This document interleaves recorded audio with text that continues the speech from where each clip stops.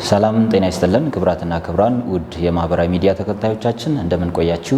ይህ በገቢዎች ሚኒስቴር በምዕራብ አዲስ አበባ አነስተኛ ግብር ከፋዮች ቅርንጫፍ ጽሕፈት ቤት በታክስ ከፋዮች ትምህርትና መረጃ አቅርቦት የስራ ሂደት እየተዘጋጀ ወደ እናንተ የሚደርስላችሁ የታክስ ከፋይ ትምህርት መርሃ ግብራችን ነው።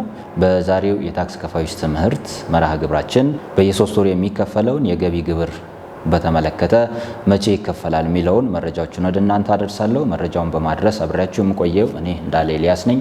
አብራችሁን ቆዩ። በገቢ ግብር ማሻሻያ አዋጅ 1395/2017 መሰረት በየሶስት ወሩ የከፈሉትን ግብር 25% ወይም ሩብ እያደረጉ በየሶስት ወሩ መክፈል እንደሚጠበቅባቸው በአዋጁ አንቀጽ 89 ላይ ይደነግጋል። ስለዚህ በዚህ መሰረት በየሶስት ወሩ የሚከፈለው ግብር ጊዜው መቼ ነው የሚለውን ስንመለከት የግብር ዓመቱ በተጠናቀቀ በ3 ወር ተቆጥሮ በ30 ቀናት ውስጥ ግብሩ መከፈል እንዳለበት ይደነግጋል። ስለዚህ ጥቅምት ላይ የሂሳብ ሪፖርታቸውን ጥቅምት ላይ የሚዘጉ ግብር ከፋዮች ከህዳር ጀምሮ የሚቆጠር የ3 ወር ጊዜ ይኖራቸዋል። ስለዚህ ህዳር፣ ታህሳስ፣ ጥር ይሁንና የካቲት ላይ እስከ 30 ድረስ የካቲት ላይ የመጀመሪያውን ዙር ከፍለው መጨረስ ይጠበቅባቸዋል። 25%ን ማለት ነው።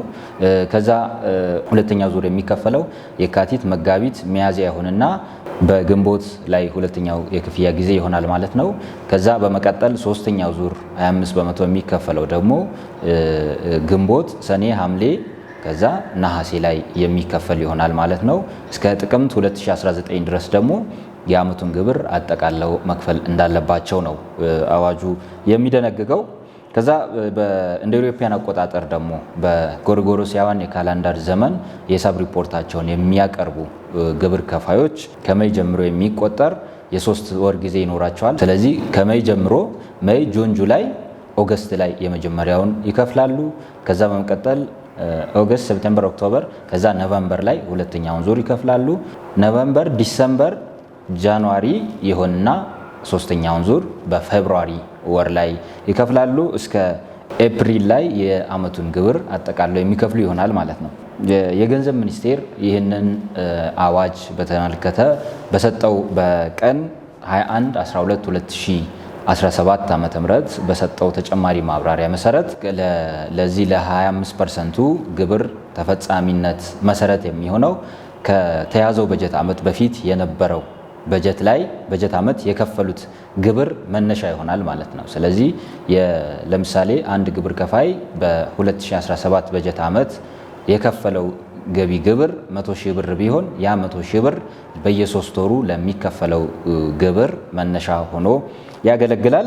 አሁን በየካቲት ወር የመጀመሪያው ክፍያ የሚፈጸም ስለሆነ በዚህ መሰረት ግብር ከፋዮች የካቲት ወር ላይ የመጀመሪያውን ዙር 25% ያለፈውን በጀት ዓመት የከፈሉትን 25% መክፈል ይጠበቅባቸዋል ማለት ነው። ይሄ በኪሳራም ወይም በባዶ ያሳወቁ ግብር ከፋዮች በኦልተርኔቲቭ ሚኒማም ታክስ ወይም አማራጭ አነስተኛ ግብር 2.5% መክፈል እንደሚጠበቃቸው ይደነግጋል አዲሱ አዋጅ። ስለዚህ በዚህ መሰረት ያም የከፈሉት 2.5 ለዚህኛው 25% እንደ መነሻ ይያዛል ማለት ነው። ዊዝሆልዲንግን በተመለከተ በዚህ በየካቲት ወር የሚያሳውቁ 25%ን የሚያሳውቁ ግብር ከፋዮች ከሐምሌ ጀምሮ ሐምሌ፣ ነሐሴ፣ መስከረም ላይ ዊዝሆልድ ያደረጉት ካለ ተቀናሽ እንደሚደረግ አዋጁ እንደዚሁ በተሰጠው የገንዘብ ሚኒስቴር ከላይ በገለጽኩት ቀን በሰጠው ማብራሪያ መሰረት ዊዝሆልዱ ተቀናሽ እንደሚደረግ ያስቀምጣል ማለት ነው።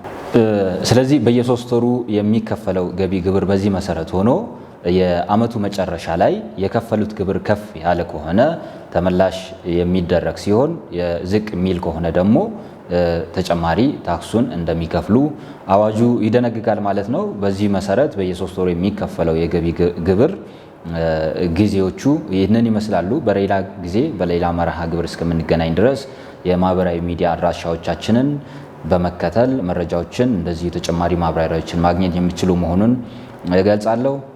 ስላዳመጣችሁኝ አመሰግናለሁ።